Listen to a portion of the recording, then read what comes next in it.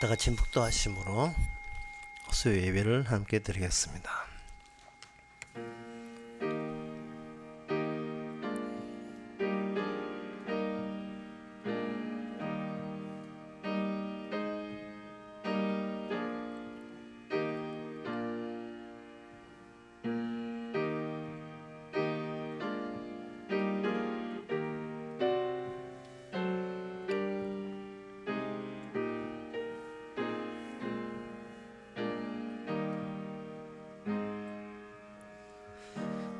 주의 공정에서 한 날이 다른 곳에서 첫날보다 나은즉 악인의 장막에 거함보다 내 하나님 문지기로 있는 것이 좋사오니 하나님 저희들의 소망과 소원이 바뀌게 하옵소서. 악인의 구성한 이 세상에서 얼마나 대단한 존재로 사는 것보다 구원해 주신 주님과 함께 거하는 것을 더 좋아하는 저희들 되게 하옵소서. 예수님 이름으로 기도합나이다. 아멘. 찬송가 378장 합시다.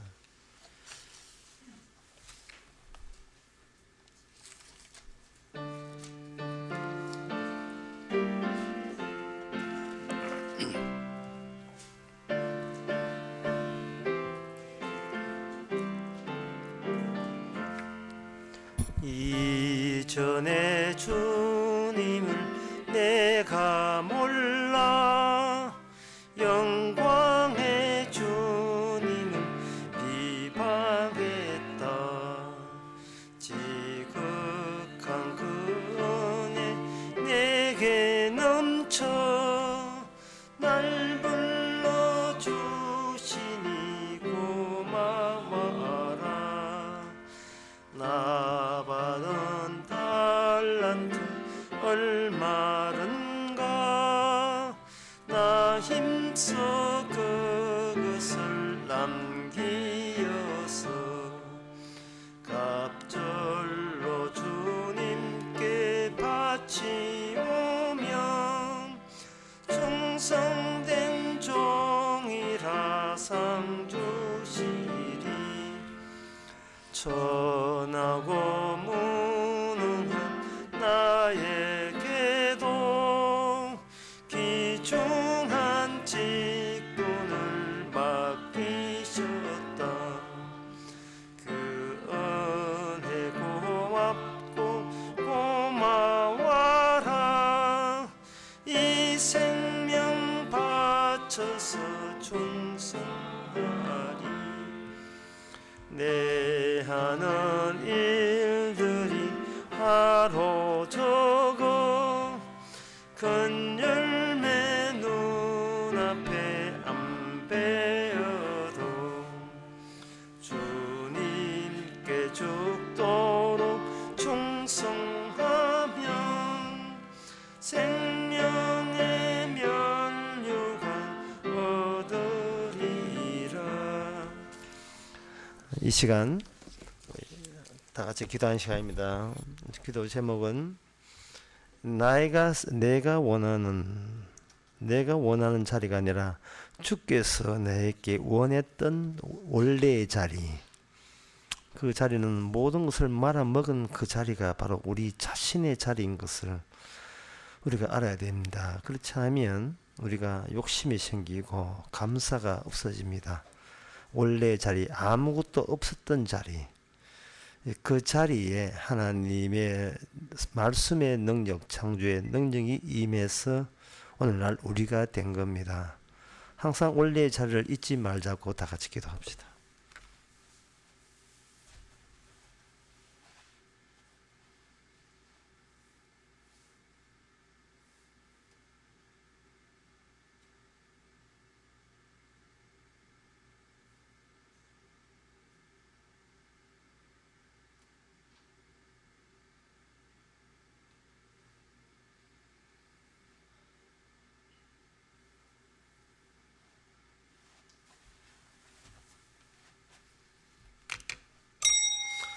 없는 데서 있게 하시고 죽은 데서 살리신 하나님이라면 원래 우리의 자리가 없었다는 것이 이게 정답인 것을 왜 우리는 자꾸 우리 내부에서 거부하는지, 이제는 하나님의 이 원래의 자리에 거부하지 않게 해주시옵소서. 그릇이 오롯이 주님의 능력만, 주님의 살아계심만 우리를 통해서 나타나게 하옵소서. 예수님의 이름으로 기도합나이다. 아멘.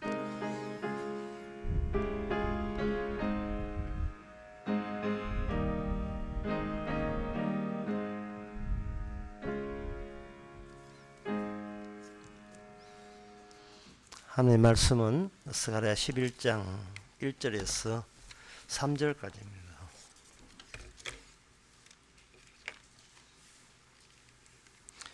레바논아, 내 문을 열고 불이 내 백향목을 사르게 하라.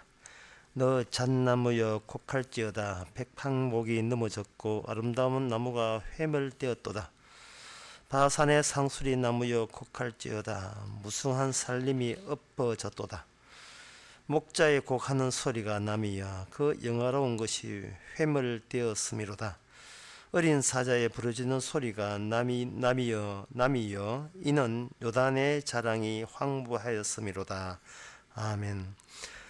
여기 등장하는 레바논, 바산의 상수리 나무, 그리고 요단의 자랑, 이런 용어들은 우리 오늘날 우리들에게 왜 하나님께서 이런 것을 거론하는지조차 우리가 낯설기 짝이 없습니다.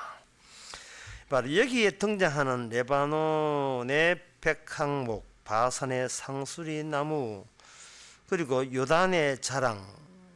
요단의 자랑이 황무했다는 말은 어떤 요단이 어떤 자랑거리를 갖고 있었다 하냐면은 굉장히 수풀이 우거진 풍성한 강가에서 풍성한 살림으로 거기에 짐승들이 많이 살고 있었다는 거예요. 그래서 풍족함을 드러내는 그 장소였습니다. 그 장소가 황무하게, 황무지로, 빈터로 전락하고 말았다. 그래, 이런 이야기가 선지자의 계시 안에 들어있다는 말은 오늘날 우리 보고 뭐 어쩌란 말이냐, 우리가 어떻게 이걸 이해하란 말인가를 우리 입장에서는 상당히 낯설지요. 그렇게 낯선 이유가 있어요.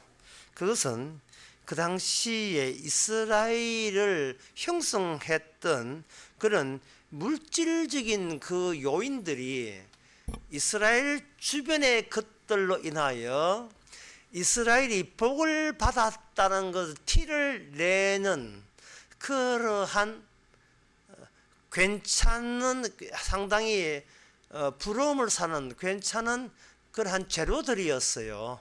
주변에.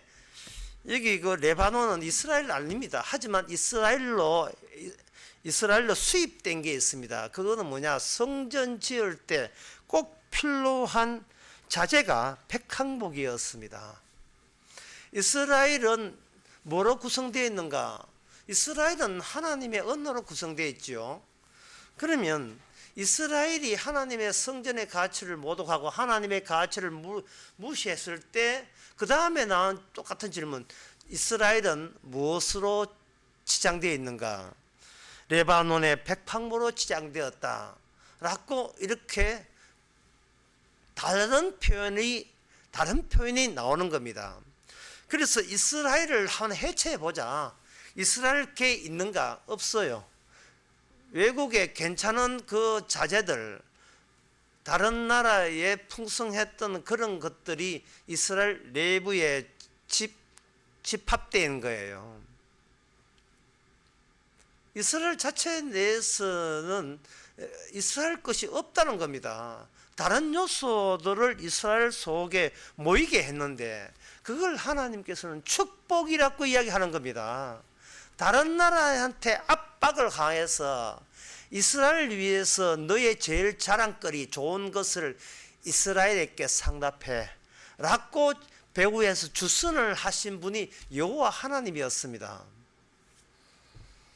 그러면 이스라엘이 그런 하나님의 은혜를 받았으면 우리의 유지하는 것이 하나님의 특혜를 입었다는 것을 유지를 해줘야 되는데 이스라엘이 이제 하나님에 대해서 시큰둥한 거예요.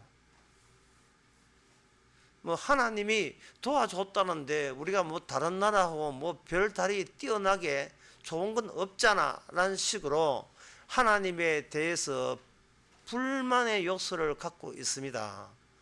그러니까 하나님께서 그래 네가 그래 나온다고 좋아 그렇다면 너 해체할게.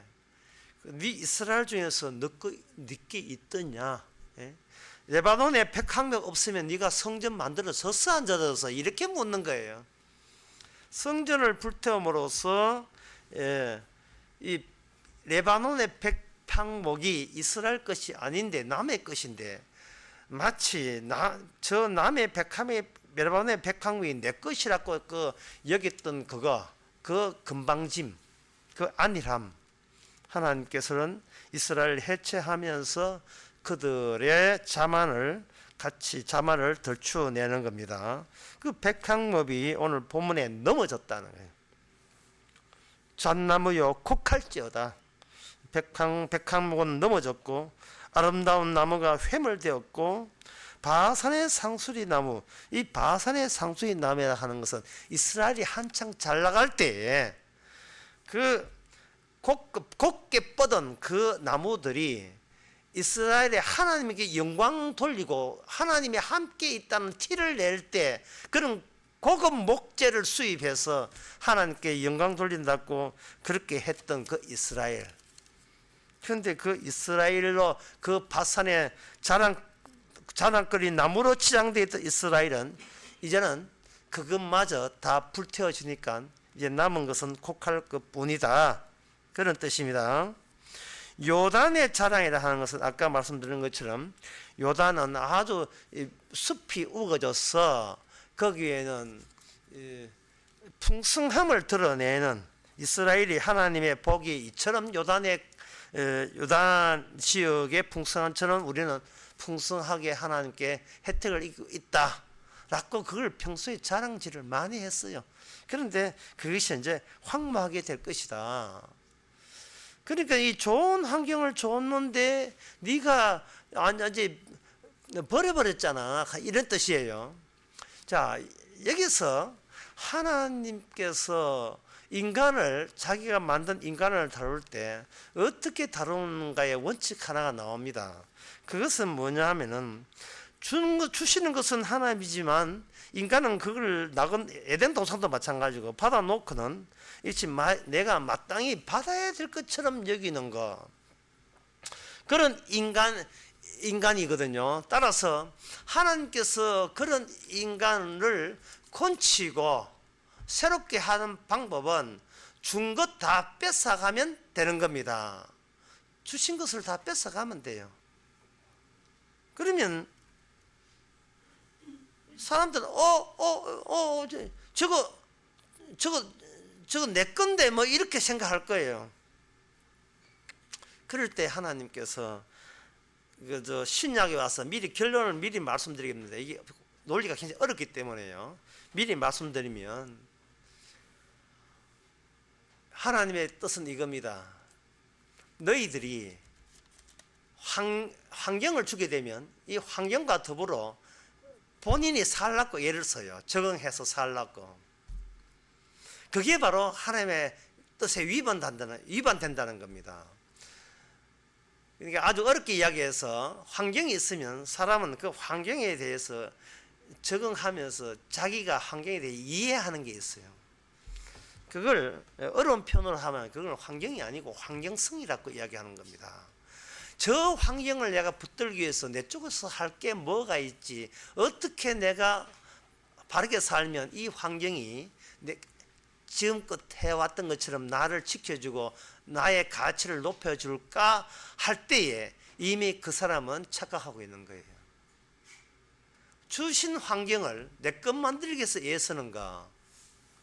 이게 인간한테는 하나님에서 전혀 하나님이 주신 원래 뜻하고는 상관없다는 겁니다.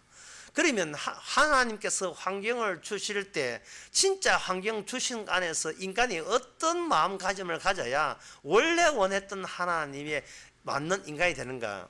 그것은 바로 환경을 통해서 우리가 버림받아야 돼요. 그 젊은 사람들의 특징을 한마디로 딱 정해서 이야기하라면 이렇게 이야기할 수 있습니다. 본인은 버림받을 대상이 아니라고 여기는 거예요. 왜 내가 버림받아? 내가 뭐가 못났어? 내가 뭐 잘못한 게 있어? 없는데. 나는 세상에 맞춰 살라고 나름대로 얼마나 애를 쓰는데.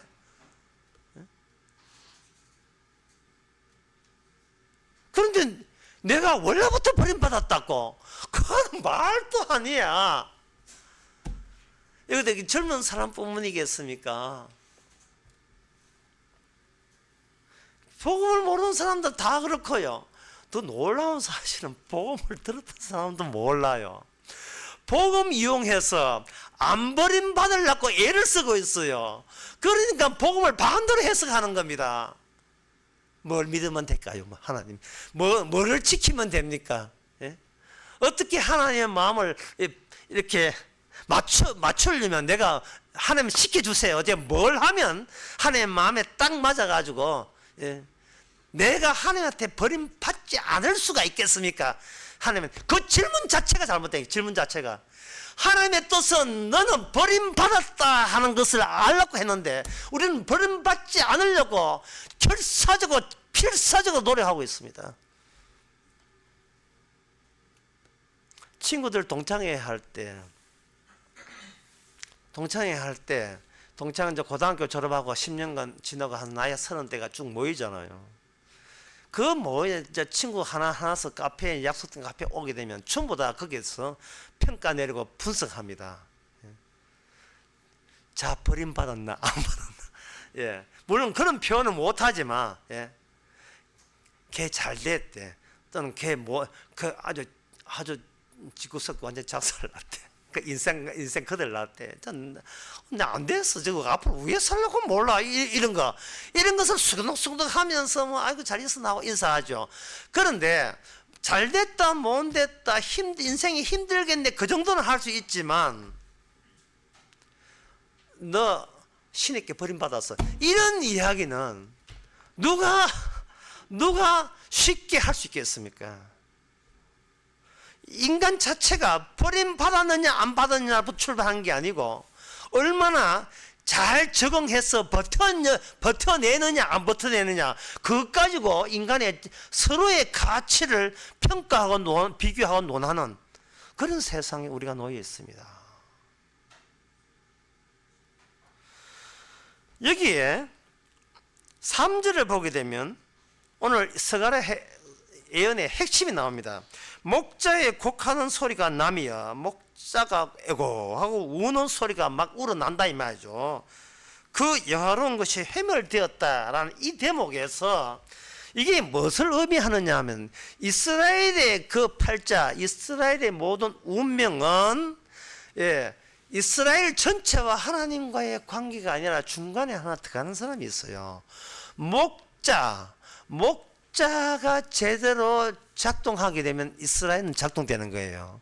그런데 목자가 하나님께 버림받으면 그 여파는 이스라엘 전체가 완전히 해체되는 거예요.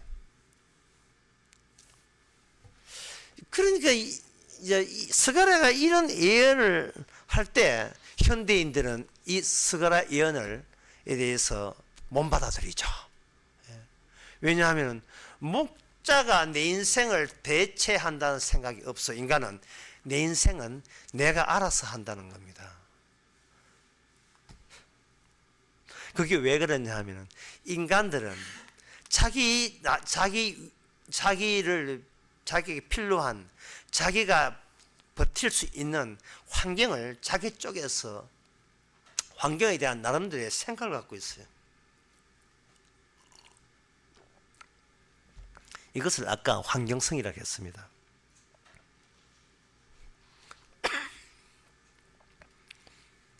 인간은 자기 주변에 있는 환경을 파악해서 내가 생각한 환경이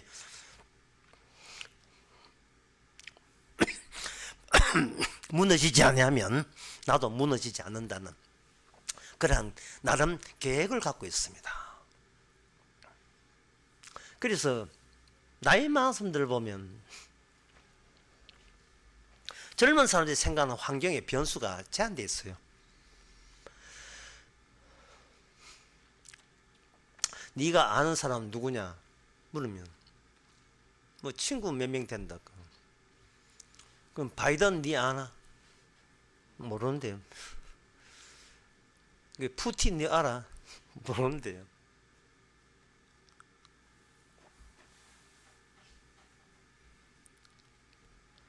그 시집가는 한 나이 한 30 된 아가씨한테 조리한 사람이 묻습니다. 신부는 뭐 남편을 사랑하냐면 이런 거 물어야 되는데 신부는 젤렌스키에 대해서 어떻게 생각합니까? 이거는 말도 안 되는 질문을 하고 있는 거예요. 아무 가정생활하고 관계도 없지요. 왜 그러냐 하면은 나이 30에 시집가는 그 섹시에 있었어요. 필요한 환경은 본인이 필요한 것만 뽑았어요. 그 변수가 몇 개가 안 돼요. 몇 개 되지를 않는다고요. 그거는 나를 위한 환경이에요. 이걸 환경성이라고 하는 겁니다. 나 살리기 위해서 내가 무너지지 않기 위해서 필요한 것을 쏙쏙 뽑아서 있는 거예요. 세상에 마트 가가지고 마트 물건 다 사는 사람 없습니다. 마트 가가지고 카드 끌고 필요한 것만 그걸 담아서 계산해 가는 거예요. 인간은 날마다 자기를 계산해요. 뽑을 거 뽑았다. 이것만 하면 나는 오늘 산다. 그러면 됐지 뭐 끝. 내가 뭐 전체를 왜 알아야 되지? 전체를 모르는 거예요.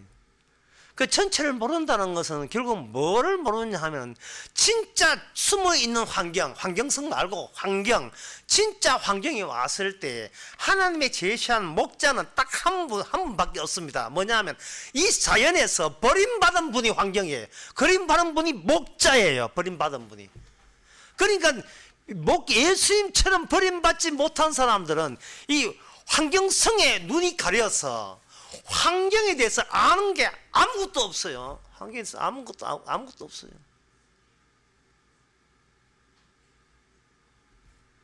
아프리카 사람 도와달라고 하죠. 도와줘 보세요. 그 사람 도와준다고 해서 진리를 아는 게 아닙니다. 잠시 저거 유네스코나 유엔에서 뭐 어떻게 환경 구호단체에서 먹을 걸 얻은 것 뿐이에요. 그들이 아는 환경성이라 하는 것은 잘 사는 나라가 나를 도와줘야 마땅하다는 그런 윤리의 도덕 체계로 이루어진 환경성이에요. 너무나 일방적입니다.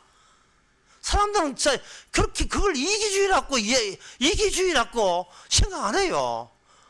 잘 사는 사람 우리 때문에 잘 살았으니까 우리 모상가 도와주는 게 마땅하지 않느냐. 그게 윤리 도덕이고 인간의 존엄성이잖아. 성인사나 이런 식으로 막 이야기하는데 예수님은 존엄성 가졌습니까?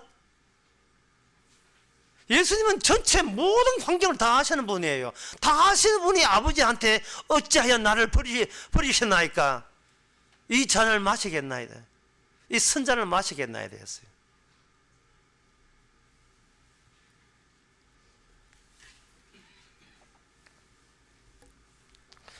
그래서 우리가 이게 신약의 성도기 때문에 성령을 받은 신약의 성도기 때문에 정답은 알았어요. 뭐냐 하면은 이 땅에서 버림받아야 그게 천국의 백성이라는 사실을 우리는 안 버림받으려고 나름 내 환경성 내게 필요한 환경을 꼭 쥐고 이걸 안 놓으려고 하는 거예요. 내가 뭐가 잘못됐는데 버림받아야 돼. 내가 동창생한테 왜 그런 비난을 받아야 돼? 안 돼. 난 니보다 더 똑똑하고 성공할 거야. 이걸 꽉 쥐고 있는 거예요. 이런 것밖에 할 줄 모르는 인간이 예수 그리스도 앞에서 주님과의 비교해 볼 때 내가 내 쪽에서 환경을 생각했구나.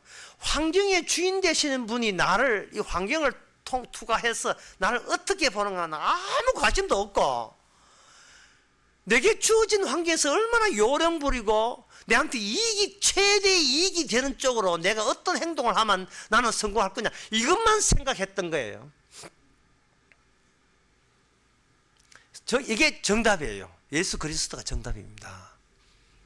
진리고요. 그러면 지금 우리가 보아하는 스가랴는 그 중간에 있어요.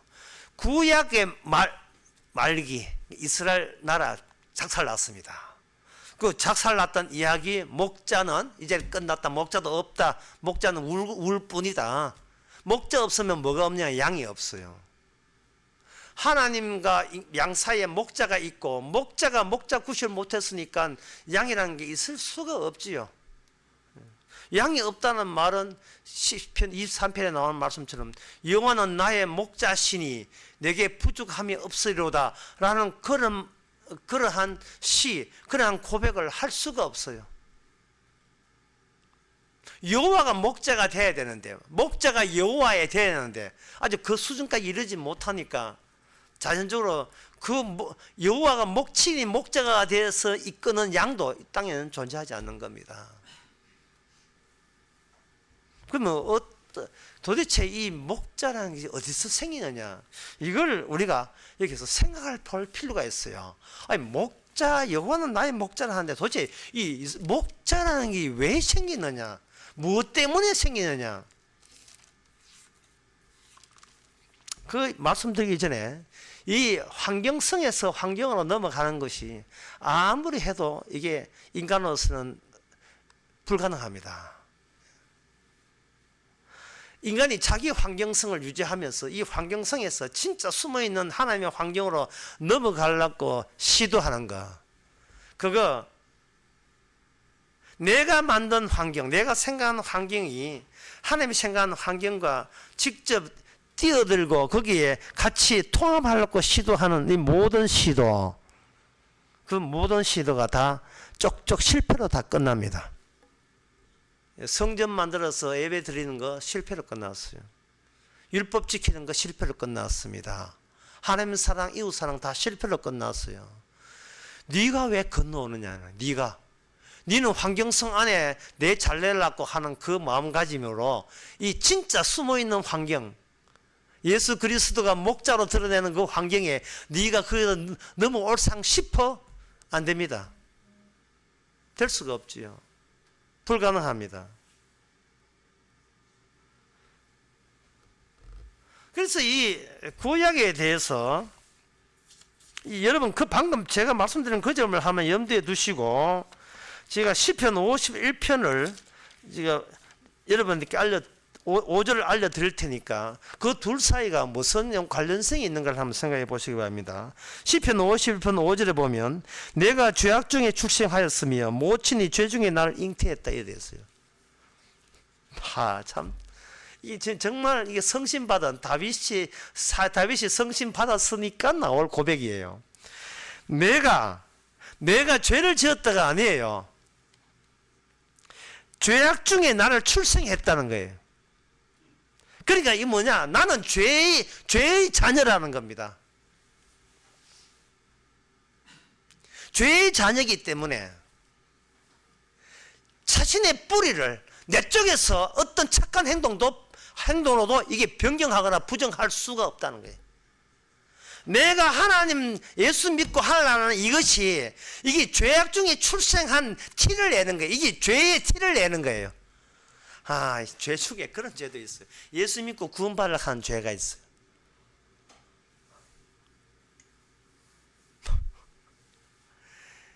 예수님이 이 땅에 보낸 것을 주님이 숨어있는 환경이 나타난다는 생각을 추워도 못하고요, 내가 구원받기 위해서 주신 환경성을 갖고 오해한 거예요. 환경성. 매사가 내가 실패하지 않는 존재가 되기 위해서 애쓰다 보니까 뭐가 얻어걸렸냐 하면 교회 가니까 예수 믿으면 구원받는다, 그걸 하나 얻어걸렸거든요. 이 찬스를 놓칠 수가 없다. 손 들고 앞에 그 예수 믿는 사람, 예수 믿고 이게 나옵니다. 다 같이 박수 칩시다. 오늘 또 한 사람 구원받았습니다. 박수 착 쳐주고 하죠. 그게 그 교회가 바랬던 환경성이고, 그거는 나는 나 나름대로 내가 또 노렸던 환경성이고, 환경은 없어요. 환경은 몰라요. 왜? 죄중이 태어났기 때문에요. 나밖에 모르는 거예요. 나밖에. 우리 집안 잘 돼야 된다는 거예요. 이게 무슨 말이, 그런 말, 성경에 무슨 그런 말이 없어요. 우리 집안 잘 돼야 하는 그런 말은 없어요. 이게 왜냐? 본인도 모르게 자기 환경성을 붙잡고 있다는 것을 그냥 노출시킨 겁니다. 그래서 이게 모친의 죄에서 나를 잉태했다는 말은 숨어있는 환경이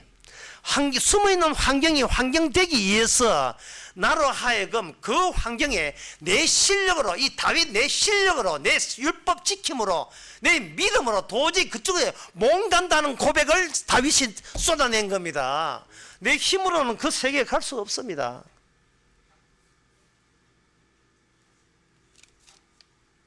그래서 다윗은 말합니다. 못 가니까 다른 출신자를 낸 거예요. 다른 출신자.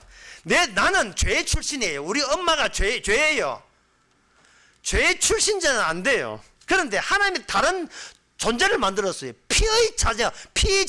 피로 말미암아 출세한 자를 만들어 놨어요. 그게 우리야 장군입니다. 내 죄를 더욱더 죄되게 해서 내 손으로 죽여버린 사나이의 등장. 우리야 장군의 등장이에요. 나는 이래서 두 개의 자가 된 겁니다. 모친의 죄 중에서 출세한 나와 우리아의 피에서, 우리아의 그 환경, 숨어있는 그 환경에서 이쪽으로 통보, 연결이 된 그 소식이 들려오는 그 나. 철저히 두 개의 나가 된 겁니다. 그 두 개의 나 사이에 뭐가 있느냐? 신약에 십자가 사건이 있어버려요.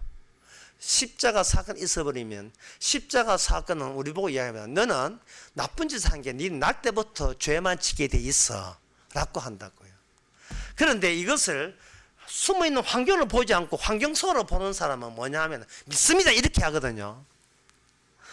어떤 사람이 어떤 사람 보고 너 죄인이야, 뭘 해도 죄인이야, 너 뭘 해도 이단이야 이렇게 한다면, 진짜 자기 안에 십자가 사건에 들리는 사람 같으면 그건 평소에 내가 그렇게 생각했어, 그래 하면 아무 문제가 없는데 갑자기 멱살 쥐고 네가 뭔데, 나는 이단 아니야 이러고 나온다고. 이게 우습지 않습니까? 예? 본인은 하나님 앞에 맞습니다, 나는 이단이고 죄입니다 분명히 해놓고 하나님이 타인을 통해서 그 소식을 전하니까 이제는 그 사람 붙들고 시비 거는 거예요. 나는 이단 아니야, 네가 이단이야 이런 식으로. 이게 하나의 자아를 지키려고 하기 때문에 이런 현상 벌어지는 거예요. 내가 거늘 수 없는 자아가 따로 만들어졌어요. 이건 아주 쉬운 예를 잃었습니다. 어느 날 전화가 왔어요. 전화가 왔는데 보니까 누가 전화했는가 뜨잖아요. 보니까 내가 내한테 전화했어요. 여러분 이게 말이 되는 이야기입니까? 예? 이 비슷한 경우는 있어요. 이 세상에 비슷한 경우가. 예. 남편이 옆에 있는데 아내한테 전화 왔어요. 전화 누가 했는가 딱 보니까 남편이 됐어요. 물론 그런 경우 있어요. 내 전화를 집에 놔두고 집에 누가 와서 사용하면 그런 있는데, 이게 그냥 이 땅에서 생기는 일이 아니고, 진짜 하나님은 뭐냐 하면은 내가 여기 있는데 내 말고 내가 건너갈 수 없는, 내가 붙잡을 수 없는 다른 나가 이미 피의 자녀로서, 죄의 사함의 자녀로서 새로 만들어버린 거예요. 나는 부활이고 생명이 할 때, 그때는 예수 안에서 새로 만든 나사로를 이야기하는 겁니다. 마르다 마리아는 저거 오빠 이야기하고 있거든요. 지금 우리 오빠 죽었습니다. 아니야, 너 오빠 살았어. 지금 이 대화가 안 되는 이유는요, 말하다 말은 오빠가 둘이라는 생각을 못하고 하나라고 생각하는 거예요. 인간은 죄에서 태어났어요. 죄에서 태어났기 때문에 천국에 가지를 못해요. 그래서 천국은 예수님이 오셔서 새로운 피조물로 만드는 거예요. 새로운 피조물로. 그 재료가 죄 안에 있는 우리를 재료로 삼아서, 전에는 아담의 안에, 아담 형상 안에 입은 우리가 있다면, 이제는 아담 형상 말고, 나 말고 예수님의 형상, 예수 안에 있는 새로운 나를 만드는 거예요. 이 세상에 중요한 것은 과정이 아니에요. 시작과 끝입니다. 시작과 끝. 근데 인간은 자기의 시작도 모르고 끝도 모르고 그냥 애써서 살아가요. 최선을 살아갑니다. 근데 예수님께서는 내가 알파요, 내가 오메가다, 내가 시작이요 끝이다. 네 버려 그거. 뭐 안 버려? 그러면 니는 죄의 종이야. 됐냐? 이제는 버리겠어? 그렇게 하니까 인간은 죄의 종이지만 죄의 사랑을 받아서 자꾸 쭈물딱 자기를 갖고 어떻게 하면 요를 해볼까 예를 쓰고 있는 거예요. 주님께서는 목자를 주시래 목자를 끊어내버립니다. 자, 창세기에서 목자는 게 어디에 나오느냐 하면은, 그게 야곱이 12지파한테 축복을 하는 그 대목에 나와요. 창세기 49장 24절에 요셉의 활이 도리어 건강하며 그의 팔이 힘이 있으니 야곱의 전능한 자의 손을 힘으리라. 그로부터 이스라엘 반석인 목자가 나오리라. 여기 목자라는 말과 같은 말로 이스라엘의 반석이 나오는 겁니다. 이게 어느 정도 어려운지 정말 상상을 초월하게 어려운 이야기입니다. 목자가 있다는 게 어려운 게 아니고 어떻게 반석이 목자가 되느냐 하는 그 대목이에요. 목자가 반석, 그게 뭐가 어렵죠? 이렇게 생각하겠죠. 문제는 창세기 49장에 구적 10절 때문에 그렇습니다. 홀이 유다를 떠나지 아니하며 칠이자의 지팡이가 그 발 앞에 떠나지 아니하며 신뢰가 오기까지 미치리니 모든 백성이 복종하리라. 이렇게 홀은 누가 갖고 있는 지팡이냐 하면 왕이 갖고 있는 지팡이에요. 그러면 왕이 될 쌍이 누구냐 하면 유다 지파예요. 그런데 유다 지파가 왕인데 여기 24절에 보면 목자가 어디서 나오는가? 유다 지파에서 목자가 나오는 게 아니고 요셉 지파에서 목자가 나온다고요. 그리고 목자인데 그 목자가 이스라엘 반석이랍니다. 왜 이렇게 하나님께서 헷갈리게 했느냐 이 말입니다.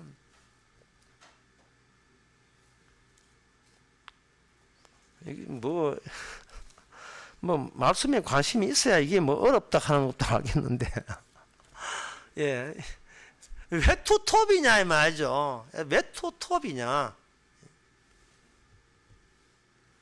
손흥민을 앞장 세우든지 황희찬을 앞장 세우든지 다 원톱을 나가지 왜 투톱이냐 이 말이에요. 조규성을 돼야 돼. 왜 투톱이 되느냐 이 말이죠. 왜? 투톱은 이스라엘을 모형으로 사용하기 때문에 그렇습니다. 이스라엘로 하여금 어떤 절차를 보여주냐 하면은 요셉 지파에서 목자가 나가서 그 요셉지의 목자가 실패를 해요. 실패를 하게 되면 요셉 집사가 맡았던 그 목자 기능과 반석 기능이 어디와 결합이 되느냐 하면은 준비됐다고 여기는 왕 기능, 유다 기능으로 통합이 되는 절차를 보여주면서 요셉 지파는 제거됩니다. 그래서 이스라엘 나라가 유다 지파의 나라가 유다 나라가 돼요. 북쪽의 요셉 지파 10지파 다 날아가고 두 지파 남쪽 유다 지파의 나라가 된다고요. 이스라엘 역사에서. 관심도 없겠지만 하여튼 그런 게 있어요. 그러면 우리가 여기서 왜 처음부터 유다 지파를 그냥 왕으로 하면 될 텐데 왜 요셉 지파를 목자가 나온다 해가지고 들뜨게 만들어 놓고 요셉 지파를 왜 실패하도록 그렇게 유도를 하는가? 그게 왜 그러냐 하면요, 이게 정탐꾼을 보낼 때 하나하나 지금 다 설명하니까 내가 압박감을 느끼는데 짧은 시간에 다 설명해야 되는데 할 때까지 해봅시다. 민수기 38장 13장 6절에 보면 유다 지파에서는 여분네 갈렙이고 8절에 보면 에브라임 지파의 눈의 아들 요셉이라 했어요. 에브라임 지파는 요셉입니다. 그리고 유다 지파는 여분의 아들 갈렙이에요. 그러니까 야곱이 축복한 것처럼 갑자기 12지파를 전부 다 정탐꾼을 보냈는데 하나님의 마음에 흡족한 지파가 딱 투톱, 유다 지파 갈렙, 여호수아 지파 여호수아, 두 지파가 남고 나머지는 좀 탈락이 되는 겁니다. 벌써 두 지파가 이스라엘 지파를 대표한 지파처럼 딱 부각이 돼요.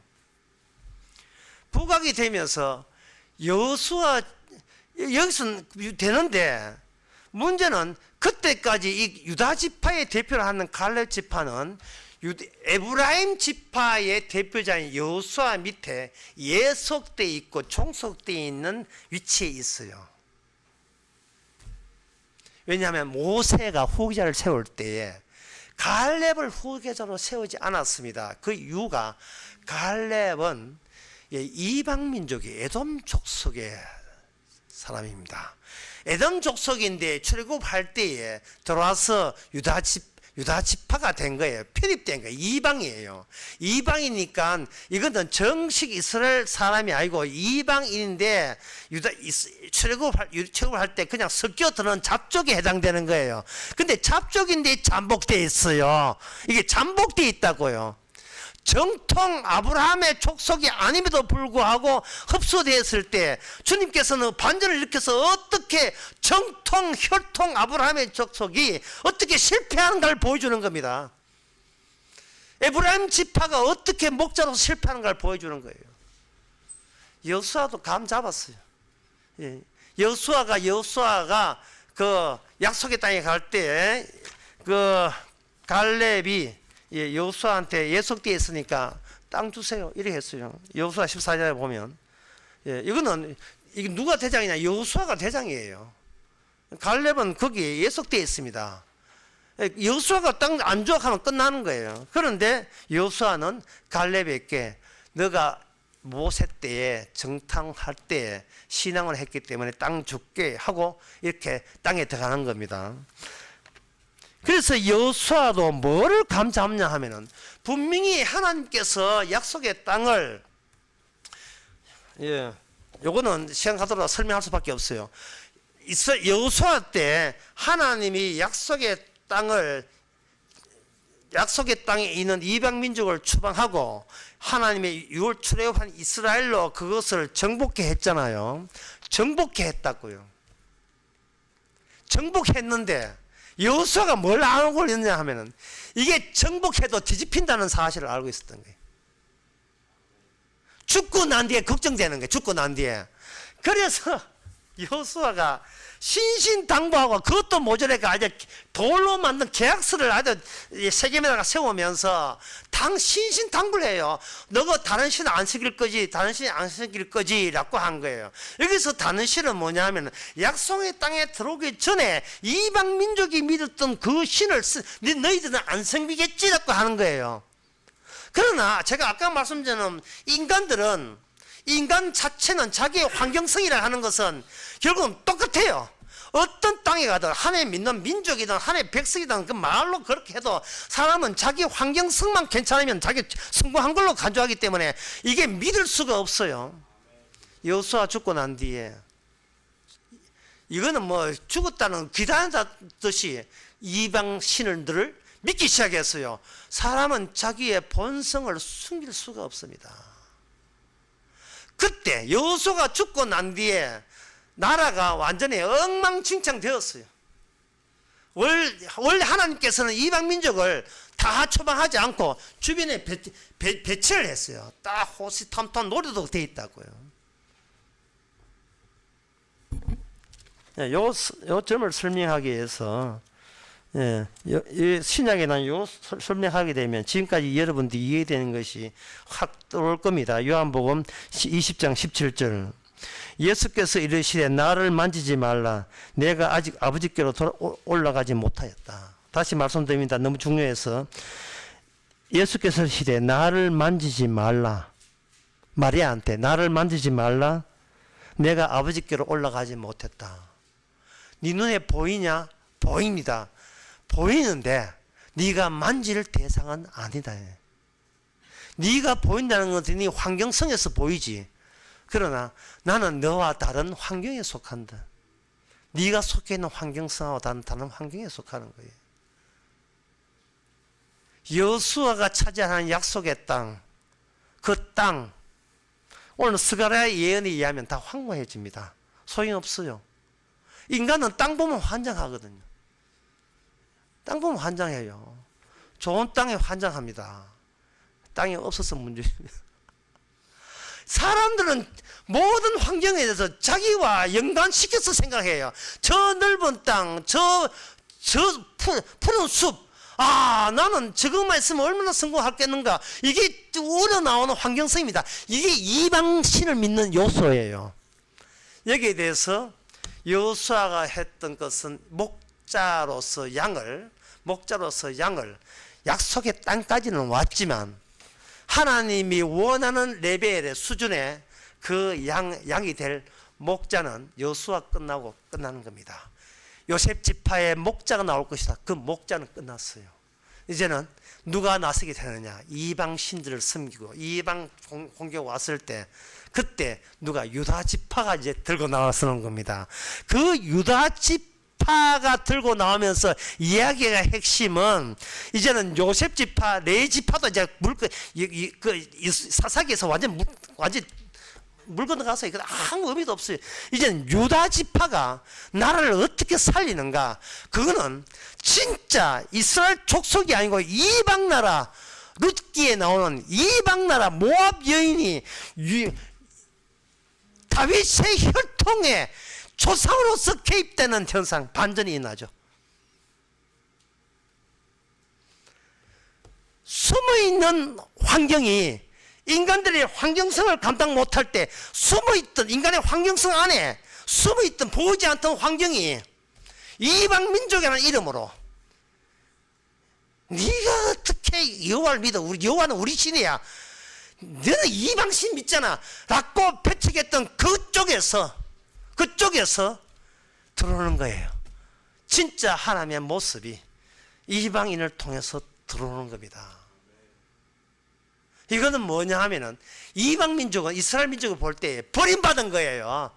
이게 어디 더러운 모압 여인이 율법도 없는 게 여호와도 모르는 게 저주받을 개 같은 여인이 어떻게 우리 민족이 우리 땅에 들어와?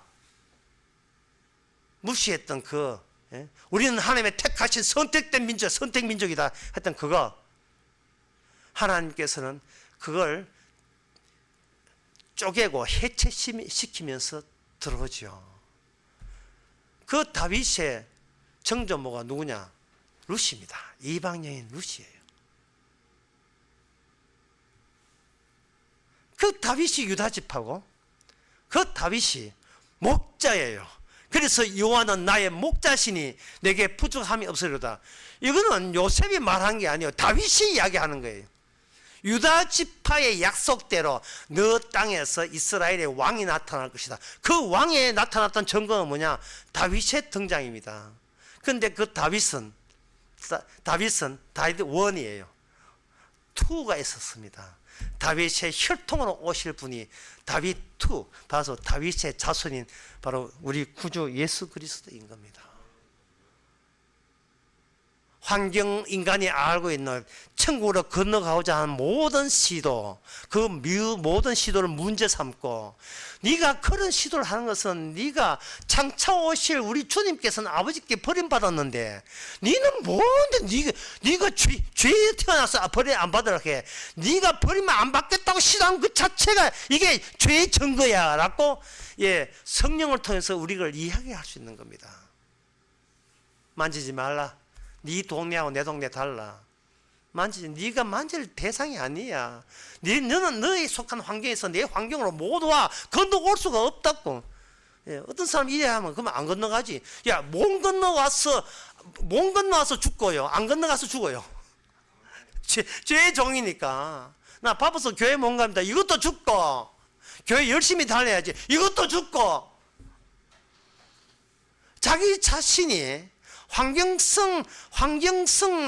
나의 환경성은 내가 죽으라고 허락한 주님의 환경이에요. 내가 망하라고 준 환경이에요. 왜?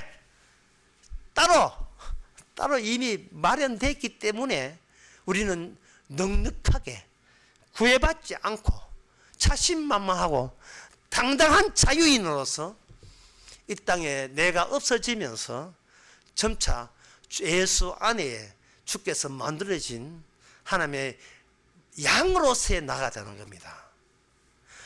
구약에는 뭐냐면 목자 있다 양 있다. 너 뭐 할래? 나 양 할래. 왜? 그러면 목자를 만나야지. 이게 구약적 안목이에요. 그런데 목자 양, 내가 양에서 목자 만나려 하는 이것이 이 그림이 다 무너지고 목자가 나타나서 내가 너 때문에 죽었다는 소식이 이렇게 통보받을 때, 그게 연결되고 들려질 때 비로소 우리는 목자는 양을 알고 목자는 양을 아는구나, 양은 목자를 아는구나. 나의 죽음을, 예수님의 죽음과 나의 죽음을 중간에 두고 서로 의견이 통하고 있는 거예요. 그게 요한복음 10장 이야기입니다.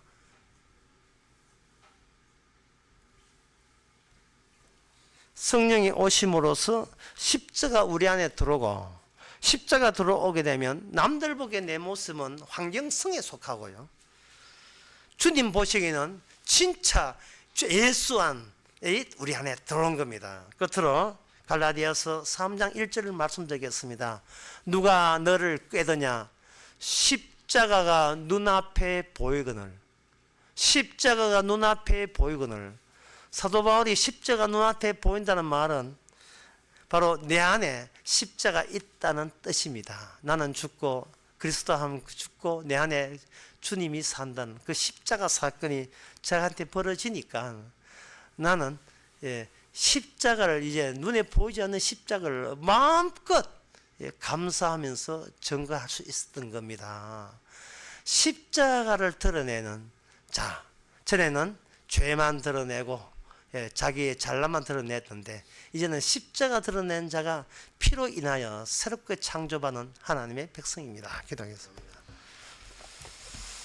하나님 아버지, 잘 살아도 말아먹은 것이고 가난해도 말아먹은 것이고 남들 보기에 그럴싸한 인생도 다 소용없는 것이고 못난 인생도 소용없는 것이고, 정말 주께서 원하는 것은 십자가만 자랑하는 성령 있는 사람인 것을 저희들 이제 깨닫게 하옵소서. 예수님 이름으로 기도옵나이다. 아멘. 찬송가 347장 합시다.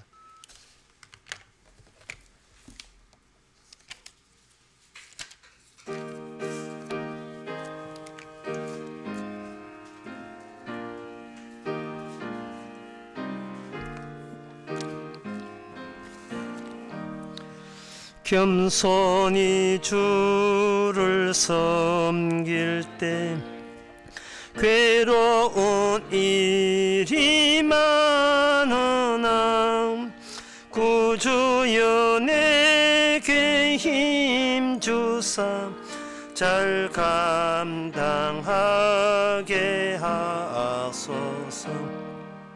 인자한 말을 가지고 사람을 감화시키며 갈 길을 잃은 무리를 잘 인도하